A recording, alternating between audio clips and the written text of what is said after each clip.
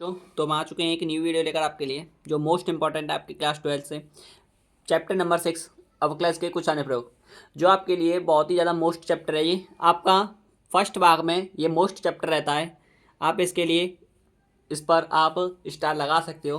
तो इसमें से जो मैं आपके लिए रिलेटेड क्वेश्चन लेकर आया हूँ जो आपके लिए बोर्ड एग्जाम में आने के चांसेस ज़्यादा रहते हैं, उन क्वेश्चनों को मैंने पेपर से उठा के यहाँ पर रखे हैं, तो उनको देखेंगे आज। देखिए, पहला जो क्वेश्चन है वो है हवा के एक बुलबुले की त्रिज्या 1/2 सेंटीमीटर प्रति सेकंड की दर से बढ़ रही है। बुलबुले का आयतन किस दर से बढ़ रहा है, किस दर से बढ़ रहा है कि जबकि त्रिज्या 1 सेंटीमीटर हो। ओके, देखिए लिखेंगे आंसर। आपके पास क्या क्या दे रखा है उसको लिखेंगे। पहले तो दिया है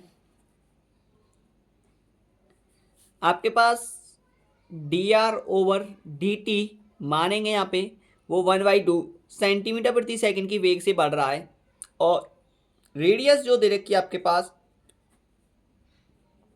वो आपके पास दे रखी है 1 सेंटीमीटर। ओके, अब आपको निकालना है क्या, यहाँ पे बुलबुले का आयतन। अब लिखोगे आप बुलबुले का आयतन, बुलबुले का आयतन, बुलबुले का आयतन अर्थात गोले का आयतन ही होता है। तो V इजिकल टू आपके पास गोले का आयतन क्या होता है, फॉर्मूला बताओ, 4/3πr³। ओके, जब आपने ये फॉर्मेट बढ़ाए तो आपने प्रश्न अनुसार लिखोगे आप यहाँ पे प्रश्न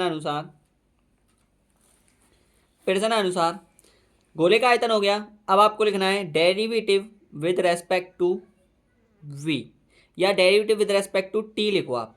ठीक है, t के छापे v का अवकलन करने पर। तो यहाँ पे ध्यान रखेंगे derivative with respect to t, तो v का क्या हो जाएगा dv/dt हो जाएगा इजिकल टू, और आपने 4/3, ये फंक्शन आपके पास कांस्टेंट है 4/3π। ओके बच्चों, आर क्यू का निकालेंगे अवकलन, तो nx⁻n-1 होता है तो 3 आगे आ जाएगा, आर की पावर स्क्वायर हो जाएगा। यहाँ पे आपके पास फॉर्मूला लिख दे रहा हूँ, x⁻n अवकलन के लिए फॉर्मूला है nx⁻n-1। ठीक है बच्चों, ज़्यादातर 12th क्लास में ऐसा नहीं होता है कि आपके लिए फॉर्मूला हर क्वेश्चन वाइज हर टाइप वाइज दिया जाए, क्योंकि आपने इनको खुद को ही रिवाइज करना पड़ेगा, खुद को ही फीड कर तब आपको इनमें यूज़ करना होता है। ठीक है, ऐसा नहीं है इसमें कि आप क्लास 10th की तरह यूज़ ऑफ देम बन जाए कि आपको हर क्वेश्चन के अकॉर्डिंगली आपके पास फॉर्मूला दिया जाए, ऐसा नहीं होता है। ठीक है, क्योंकि ये क्लास बढ़ जाती है तो लेवल भी बढ़ जाता है, तो इसीलिए आपको फॉर्मूले खुद को ही ध्यान में रखना पड़ेगा, आपके दिमाग में मैं फॉर्मूला लगाऊं आपको याद आ जाए। ठीक है, dv/dt इजकल टू 4/3πr, 3 से 3 कट जाएगा, यहाँ पे आपके पास बच जाएगा dv/dt इजकल टू 4π, और यहाँ पे जस्ट मूव ऑन। अभी r का हो गया, अभी तुमने आर क्यू का किया है, r का भी करोगे तो dr/dt रह जाएगा। ओके, तो 4πr² dr/dt। ठीक है बच्चों, यहाँ पे आपने लिखा dv/dt इजिकल टू 4π गुणा r² है तो एक त्रिज्या दे रखी है वो लिखा, गुणा dr/dt 1/2 सेंटीमीटर प्रति सेकंड की वेग से बढ़ रहा है। आपको दिख रहा है ना क्वेश्चन, ये रहे दोनों फॉर्मेट है। ठीक है, आगे dv/dt, अब इसे सॉल्व कर दीजिए। एक का वर्ग एक ही था, 2 से ये कट जाएगा तो 2π सेंटीमीटर दे रखा है, तो इतने वेग से बढ़ रहा है तो सेंटीमीटर प्रति सेकंड की वेग से बढ़ रहा है। ओके, तो ये आपके पास आंसर हो जाएगा। ओके बच्चों, देख लीजिए। आगे देखेंगे एक और क्वेश्चन आपके लिए इसी में। ठीक है, उसको और देखिए, मोस्ट इंपॉर्टेंट है, बहुत इजी क्वेश्चन है, लेकिन लगेगा बहुत तगड़ा क्वेश्चन है, लेकिन इजी क्वेश्चन है। ठीक है बच्चों, बस आपको करने की देर है, इतना ध्यान रखूँ। अब इसमें क्या है, इसमें आपके पास फॉर्मेट है जैसे कि ये एक स्थिर एक पत्थर डाला जाता है और तरंग वृत्तों में 4 सेंटीमीटर प्रति सेकंड की गति से चलती है, तब वृत्ताकार तरंग की त्रिज्या 10 सेंटीमीटर है, तो क्षण गिरा हुआ क्षेत्रफल कितनी तेजी से बढ़ रहा है, इस बात को आपको एक्सप्लेन करना पड़ेगा। ठीक है बच्चों, ध्यान दीजिए, आगे ध्यान दीजिए। अभी देखिए बच्चों, यहाँ पे आपके पास ये फंक्शन पढ़ लिया है, तो देखिए आंसर आपके पास क्या लिखना है, दिया है, लिखना पड़ेगा, फिर से भी दिया है। आपके पास क्या दे रखा है कि एक पत्थर है और पत्थर में जो इतनी वेग से जो गति कर रहा है, मूव इन कर रहा है या मूव ऑन कर रहा है, वो क्या दे रखा है 4 सेंटीमीटर प्रति सेकंड की वेग से कर रहा है, गति कर रहा है, सॉरी।